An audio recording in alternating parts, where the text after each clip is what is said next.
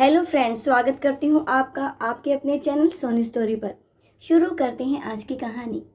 रात के 1 बज रहे थे। फ़ोन की रिंग बजती है। 26 साल का आनंद नींद से जाग बड़ा खुश होकर फ़ोन को रिसीव करता है। खुश इसलिए होता है क्योंकि उसकी नई नई गर्लफ्रेंड बिना टाइम देखे कभी भी उसको फ़ोन कर देती है। फ़ोन की दूसरी तरफ से आवाज़ आती है, जन्मदिन मुबारक हो बेटा। आज मेरा बेटा पूरे 26 साल का हो गया है। मैं बहुत खुश हूँ। माँ की आवाज़ सुनते ही आनंद के चेहरे के एक्सप्रेशन बदल जाते हैं। वो गुस्से में बोलता है, माँ तुझे समझ नहीं आता क्या? इतनी सी बात के लिए मेरी नींद खराब कर दी। यह बात तो तू मुझे सुबह भी बोल सकती थी।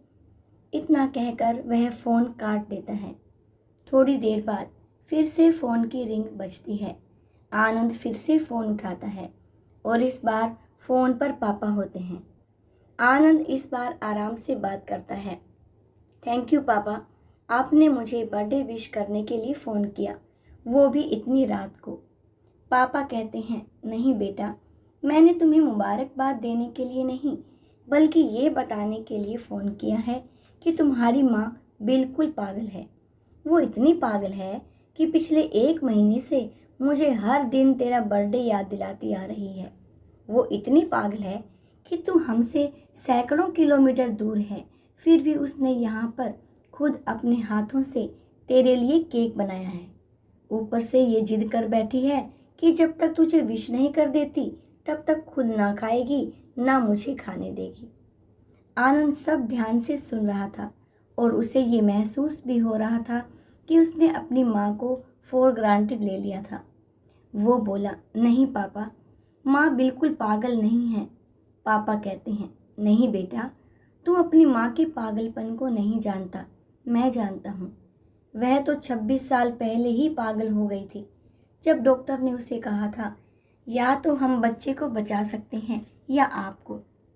उसने बिना 1 सेकंड भी सोचे बच्चे को बचाने का फैसला ले लिया और मुझे भी कसम देकर उस फॉर्म पर साइन करने के लिए मना लिया था जिस पर लिखा था कि उसकी ज़िंदगी इस ऑपरेशन से खतरे में है।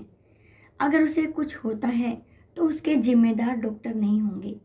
अब तू ही बता, बिना तुझे देखे जो औरत तेरे लिए मरने को तैयार हो जाए उसे हम पागल नहीं कहेंगे तो क्या कहेंगे? इतना कहकर पापा ने भी फ़ोन रख दिया। आनंद ने भी अब यह महसूस किया कि वह जो कर रहा था वो भूल नहीं, गुनाह था। हाँ, एक बार किसी इंसान को दुख दो तो कोई बात नहीं, लेकिन भगवान को दुख देना गुनाह ही होता है और माँ भगवान से कम नहीं होती। पश्चाताप के आंसू उसकी आंखों से बह निकले। सवेरा होते ही आनंद अपने घर की ओर रवाना हो गया, अपने माँ बाप से माफ़ी मांगने के लिए।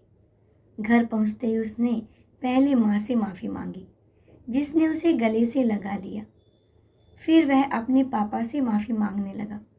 पापा ने कहा, कोई बात नहीं बेटा, जा तू वापस चला जा।